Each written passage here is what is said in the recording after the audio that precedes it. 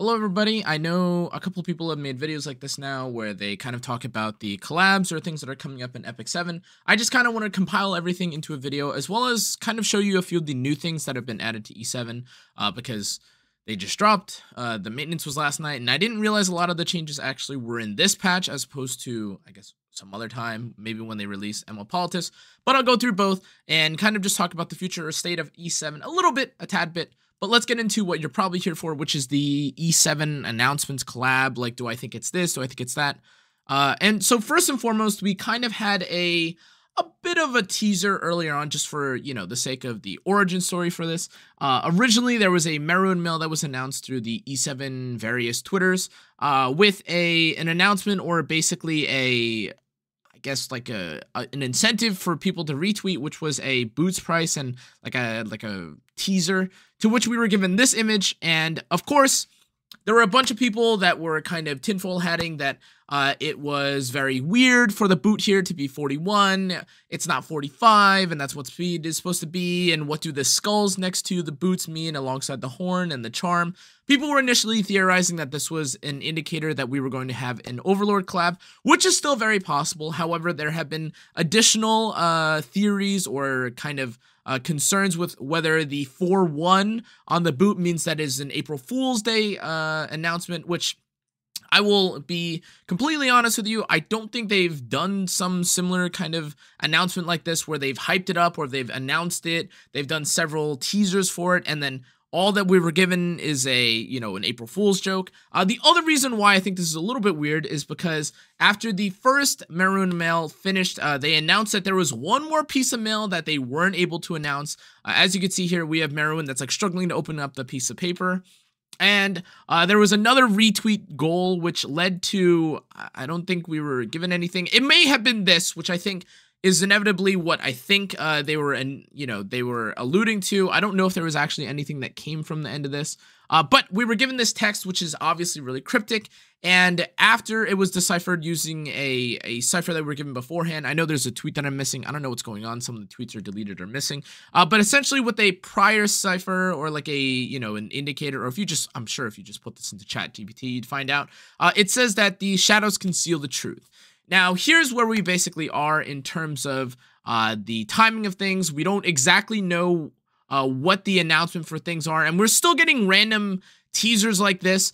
There was an initial or an additional, I should say, teaser that has errors. What's happening to my laptop? Can someone help me? And people were even more mind-boggled or even more confused because this, for what it's worth, kind of looks like the Evangelion animations or something from Evangelion, but that is actually not the case, or maybe they could be alluding to it, but if you are familiar with it, or if you've done the story at all, supposedly if you go into the story of EpicSeven, you could actually just debunk this real quick. I believe, is it episode 3? Chapter 10? Is it this? I don't know if it's exactly this. There's an animation. Is it this? Okay, it's not. Oh, wait, is this it? This might be it. There we go. This is where the little teaser is from. Again, it's not Evangelion, or maybe it could be. Maybe they're alluding to it, but the exact animation, this is not like a custom animation that they've been shown or that they showed off. This is just specifically something that happened in the, I guess, in the E7 world. Now, again, I don't know what the point of this is. I know that a lot of the teasing, the ciphering, the additional like theory crafting into what this video or what these different teasers mean are all kind of up in the air, or no one's really sure what they are. All that people can think about right now is that it either has something to do with solo leveling, which is okay, you know, that's a theory. And then the kind of two, I guess, other theories that have got maybe a little bit more weight to them is Overlord, again, because of the horn and the skull being both albedo, because she has horns, which is Ainz's like female counterpart, or it's just a female protagonist, I guess you would say, from Overlord. And then Shadow and Eminence, or Eminence and Shadow, I apologize, I can never get that name right. Eminence and Shadow, because there is the whole theory or the idea behind Eminence and Shadow is that the main character kind of of works behind the scenes is a shadow, and so obviously because it's a popular IP, people think that it is tied to Eminence in Shadow. There's also a very popular image that I want to bring up, or like an animation that people had brought up that makes it look a little bit too, I guess, or it looks a little bit too similar. I don't know. I apologize. 1 second. I'm trying to find the exact animation that someone found. Where is it? In any case, there was basically an animation. I don't know where it is, but it's very telling because it basically shows Politis's current S3 where she like throws out the hand, and it's very similar to something that we saw with a scene from Eminence in Shadow. However, as a couple people had mentioned about the clip about Eminence in Shadow, it doesn't actually indicate anything because apparently the character is not that relevant. They're like a super side character that not many people are super interested in. Whatever the case is, the leading theories right now are one of those three, either Overlord, Eminence in Shadow, or solo leveling. Again, whatever weight you put to any of these, it is pretty indicative, in my opinion, of a collab. And now, before you get a little bit too riled up, a lot of people have also argued that, well, they already announced Politis last night. Oh my God, guys, how come, you know, if they were going to announce that there was a collab, they would have done it yesterday. Well, they have a Marrow and Mail, guys, tomorrow. Like, you know, there's a Marrow and Mail coming on Friday. So, of course, it wouldn't really make sense for them to release information about the collab if they were also going to have a Marrow and Mail at the end of the week. So that's why there's a bit of a delay. If that isn't the case, or at least I should say that is the most logical reason for why there wasn't any information about the collab yesterday. But if that isn't the case, then maybe they've got something absolutely ridiculous cooked up. However, between all the random teasing, all the random announcements that things are, you know, being delayed or pushed back, there doesn't really feel it doesn't really feel like there would be a good reason for there to be a delay otherwise. Now, again, people were initially thinking that, oh, well, maybe the delay was their announcement of one of the MLs. And of course, as you can see, we've already seen Politis. She looks crazy, or she looks pretty good at the very minimum. So that can't be what's in the Marrow Mail. They already announced it, and they haven't delayed or canceled the Marrow Mail, which, by the way, this announcement that they also announced 11 hours ago is relative or related to the Orbis Overdrive. This is not in relation to the Marrow Mail announcement. I apologize. There's like a bunch of things that they are basically tweeting every single hour, and if you're not like super well kept in the loop, it feels like you're going to miss out. But the Marrow and Mail, there's a very good chance that it has obviously something to do with the collab. At this point, there isn't much that they would have held off from announcing in the prior past, or in the prior patch that just came out yesterday, or in the patch notes revealed that they revealed yesterday. So it only really makes sense at this point that the thing that they could be delaying and that they wouldn't have announced in a weekly patch is literally something gargantuan, exciting, very like groundbreaking. I know a lot of you guys are going to say cope, but like I said, especially up until we see what happens on Friday, there is no indicator that it won't be a collab, but I think that it is really difficult for me to imagine a scenario where they wouldn't have just announced everything into, or they wouldn't have announced everything through the patch initially, like, again, with the, you know, with the Politis announcement. They announced, again, like, a number of things through the patch that I'll include, or you could probably find in the other video, including, like, some sorting things, some, you know, some adjustments to the way that you sell equipment and stuff like that. It doesn't make sense for us to then push all of that potential information into Friday. Otherwise, all of that information probably would have also been stacked into a Friday Marrow and Mail instead of announcing it prematurely on Tuesday. Like, that doesn't make any sense, right? So that's basically all the news that I have specifically about the collab. And if they announce more stuff, guys, well,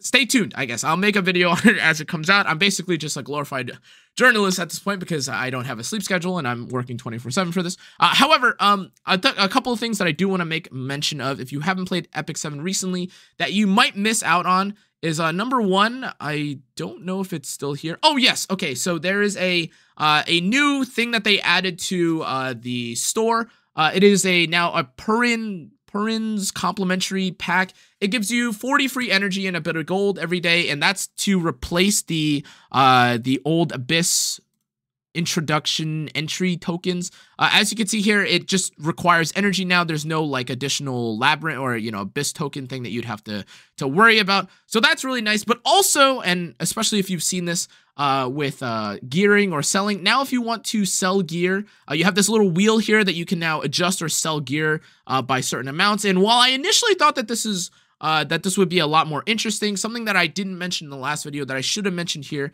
is that actually selling or sorting by equipment score is a little bit difficult. They do mention now, like when I say difficult, I mean specifically when you're trying to sell it and you have something like 30 auto battle running. One of the reasons why sorting by equipment score here is actually kind of bad is because a lot of people in the game, specifically, you know, they'll include equipment score as, or I should say, a lot of people will not regard or consider equipment score when they see something with like 1 speed or 2 speed. They'll just roll for it, and they, you know, that's how they sort. They want to get a bunch of speed, or they want to make sure that they get every single opportunity to get speed. So this specific simple selection feels a little bit weird, or it feels like there should be an additional filter. Oh, I blabbed. I'm blind. Anyways, that was an intended bit. Ignore what I said. I apologize. The equipment score thing is very great. That's very great. Now, I'm going to tell you, I originally had an entire script about what equipment score you should be keeping to kind of make things a little bit easier or facilitated for you, but I kind of threw it away because I was like, oh, well, it doesn't consider speed. And then, well, there's a little option there. I apologize, guys. It's literally, it's like 9 a.m. when I'm recording this and I haven't gotten to sleep yet. But in any case, so the score that you should be kind of rotating or kind of hovering around in terms of good equipment score, especially when you're in the mid to late game part of the game where you aren't just trying to roll a bunch of random purple gear, is 28. Now, the reason why I say 28 is because if you're familiar with it, for purple gear, 28, if I'm not mistaken, it's either 28, 27, or 29. Or 27, 28, or 29. One of these stats is the indicator for the max potential rolls that you can get on a purple gear. That means that you would get 4 speed. Well, okay, let's say 8 HP, 8 effectiveness, and 8 defense. If that's, or with that being the case, if you want to hover around gear that is max roll on purple, you're gonna probably want to look at something like 28 equipment score. Now, of course, you can go a little bit lower when it comes to other gear, but if I'm not mistaken, 28 is the purple stat line, or is the purple gear stat line that you want to be looking for, or score that you want to be adjusting for. And then furthermore, the other thing that I think is actually really, really, really important that people take into consideration, or that people remember that they fixed and added, was that now with the little, what is it? The background, not the background battling, this little button here that you can't see, it's under me right now. Hold on, let me move it. It's the quick battle button. This little button here is now, you know, I've done it for the day, but I wanted to test whether or not what I saw in the video was unintended, or if it was like maybe just a fluke, or if they had the additional, you know, background hunt happening at the same time as the video. But essentially what had happened in the video is that when they did the background battle, or the quick battle, I apologize, there's so many different battle terms nowadays, but when they did their quick battle for the first time, it showed a little reputation bonus, and I wasn't sure for myself if that meant that now, or it's guaranteed, or it now makes sense for why there's background or quick battling for only 10 times a day, and lo and behold, it actually does make sense. It does actually contribute towards your daily reputation. It also does contribute towards the ongoing events, like the collect dice event.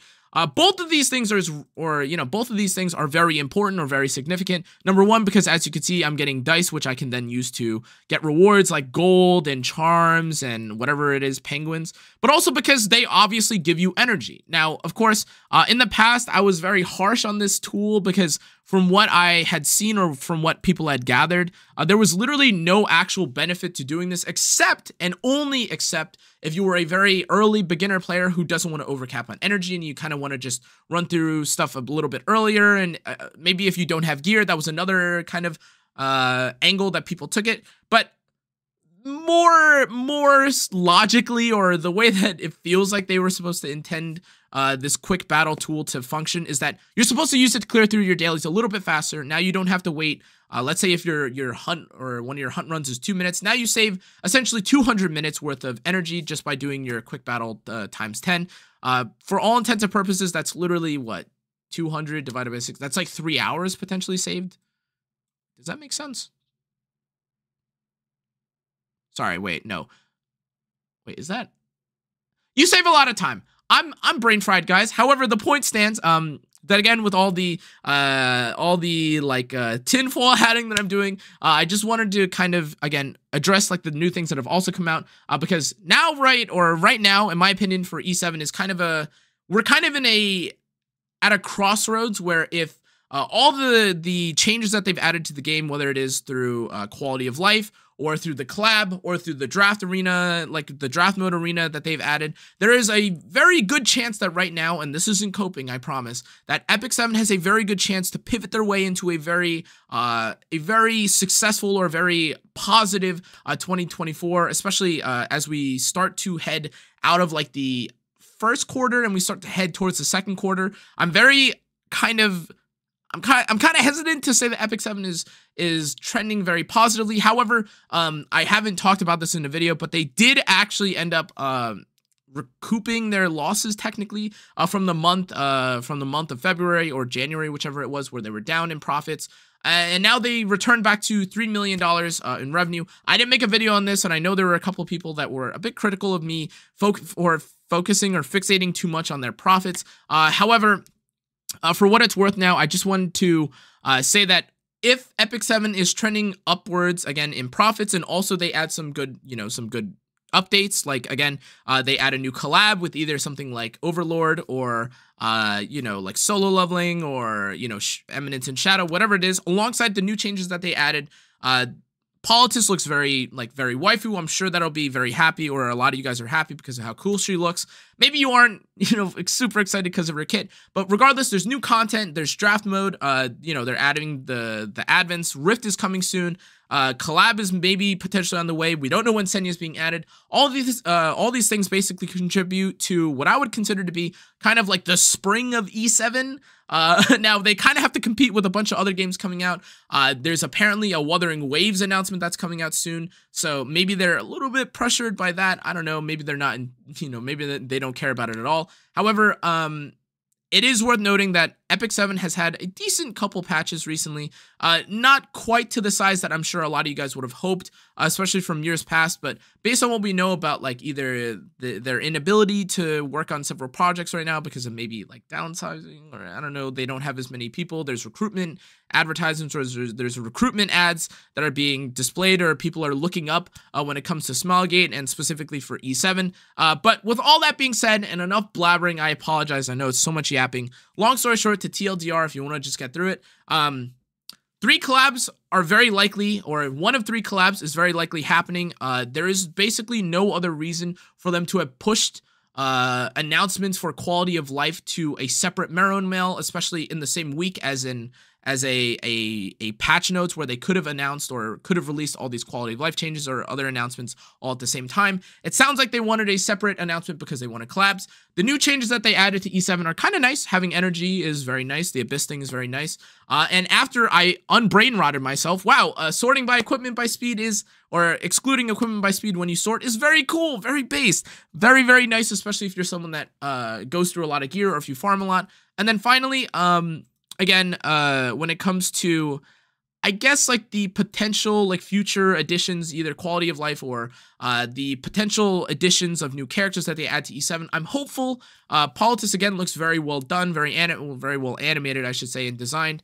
However, her kit ends up being, it is what it is. But Cannaaaa and Politis, in my opinion, have been kind of interesting in terms of gameplay